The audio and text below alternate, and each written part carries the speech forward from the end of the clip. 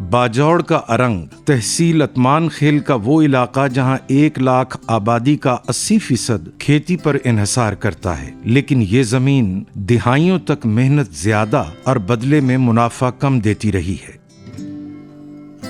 روایتی پیاز کی فصل یہاں کے کسانوں کے لیے جوا تھی۔ فصل اٹھاؤ، بیوپاری کے پاس جمع کرو، نفع اس کا، نقصان اپنا۔ کچھ کسانوں نے تنگ آ کر کھیت چھوڑے، گندم بوئی اور کچھ نے خلیج کا راستہ لیا۔ پھر ایک ریسرچ افسر ارنگ پہنچا جو پیاز کی خاص قسم سوات 1 لے کر آیا۔ اس قسم کا طریقہ کار یہ ہے کہ پودے کو پھول آنے دیا جاتا ہے، پھر انہی پھولوں سے پیاز کا بیج نکالا جاتا ہے، وہ بیج جس کی مارکیٹ میں بہت مانگ ہے، اور ساتھ لایا ایک وعدہ کہ تیار فصل کو کمپنی خود آ کر خریدے گی۔ ارنگ میں پہلے اگر ہوتا تھا تو پہلے اس طرح ہوتے کہ لوگ اسے گنڈیل کہتے تھے اور وہ لوکل مارکیٹ میں فروخت کرتے تھے، تو اس سے ریٹرن جو تھی یا آمدن جو تھی وہ زیادہ نہیں آ رہی تھی۔ ابھی جو ہم نے شروع کر دیا، اس کے ساتھ ہم نے product seed certification department link کیا، اس کے ساتھ ہم نے پرائیویٹ کمپنیز لنک کر دی جو ہم نے مارکیٹ پرووائڈ کر دیا۔ شروع میں 6 زمینداروں نے ہچکچاتے ہوئے ایک کنال نئے بیج کے لیے مختص کیا۔ نتیجہ ایسا آیا کہ آج 40 سے زیادہ زمیندار یہی بیج اگا رہے ہیں۔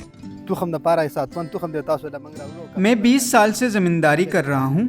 پہلے پیاز بیوپاری کے بھروسے تھا، جو بیج ملتا وہ غیر معیاری 5000 کا 1 کلو، اور وہی بیج لاکھوں کا نقصان کرتا، اس لیے ہم نے پیاز چھوڑ دی۔ ہمیں ٹریننگ ملی ہے جس سے پیداوار کافی بڑی ہے، لیکن سہولیات نہ ہونے سے بڑا نقصان ہو جاتا ہے۔ یہاں تھریشر نہیں، سٹوریج نہیں۔ پچھلے سال تخم نکالنے کے لیے 200 کلومیٹر دور بنیر گئے، 2 لاکھ خرچہ ہوئے، راستے میں بارش آئی، بال بچے۔ میری پیداوار 400 من تھی، آخر میں 80 من بچی۔ اگر یہی سہولیات بنیر کی طرح یہاں مل جائے تو ایک کسان کو 6 سے 12 لاکھ روپے منافع ہو سکتا ہے۔